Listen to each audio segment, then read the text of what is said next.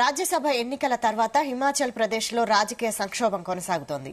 రాజ్యసభ ఎన్నికల్లో భారీగా cross voting జరిగి అధికార కాంగ్రెస్ అభ్యర్థి ఓడిపోవడంతో ఇక్కడి ప్రభుత్వం మైనారిటీలో పడింది.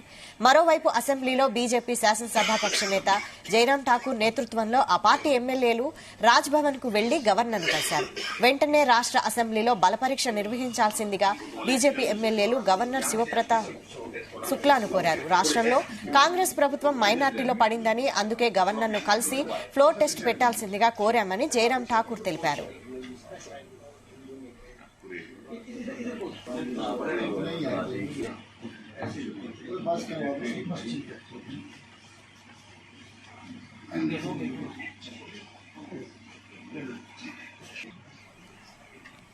రాజ్యసభ ఎన్నికల్లో అధికార కాంగ్రెస్ పార్టీకి చెందిన 6 ఎమ్మెల్యేలు బీజేపీ అభ్యర్థికి ఓటు వేశారు. దీంతో అసెంబ్లీలో ఆ పార్టీ బలం ప్రభుత్వ ఏర్పాటుకు కావాల్సిన సాధారణ మెజారిటీ కంటే దిగువకు పడిపోయింది.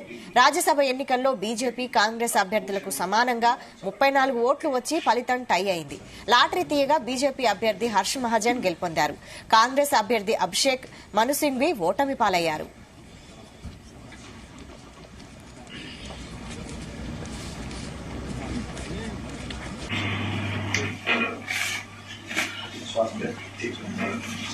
थोड़ा तो वायरल हो कि क्या कैसे मैं परेशान हूँ करीब आई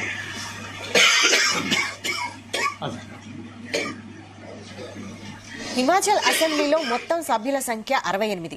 కాంగ్రెస్ కు అసెంబ్లీలో 40 మంది సభ్యులు, బీజేపీకి 25 మంది, స్వతంత్రులు 3 ఉన్నారు. రాజ్యసభ ఎన్నికల్లో 6 కాంగ్రెస్ ఎమ్మెల్యేలతో పాటు 3 స్వతంత్రులు కూడా బీజేపీకి ఓటు వేయడంతో ఆ పార్టీ బలం ఒక్కసారిగా 34కు పెరిగింది. 6 సభ్యులను కోల్పోవడంతో కాంగ్రెస్ బలం 34కు తగ్గి మైనారిటీలో పడిపోయింది. ప్రభుత్వం ఏర్పాటు చేయడానికి కావలసిన ఒక్క సభ్యుని మద్దతు కూడగట్టడం బీజేపీకి పెద్ద కష్టమేమీ కాదని రాజకీయ విశ్లేషకులు అభిప్రాయపడుతున్నారు.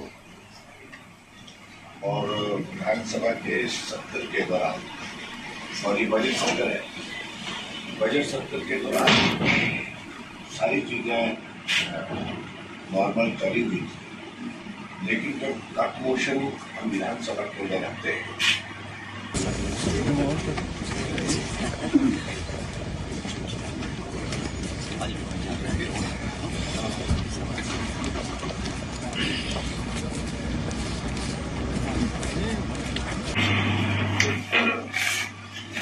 स्वास्थ्य ठीक है थोड़ा तो वायरल हो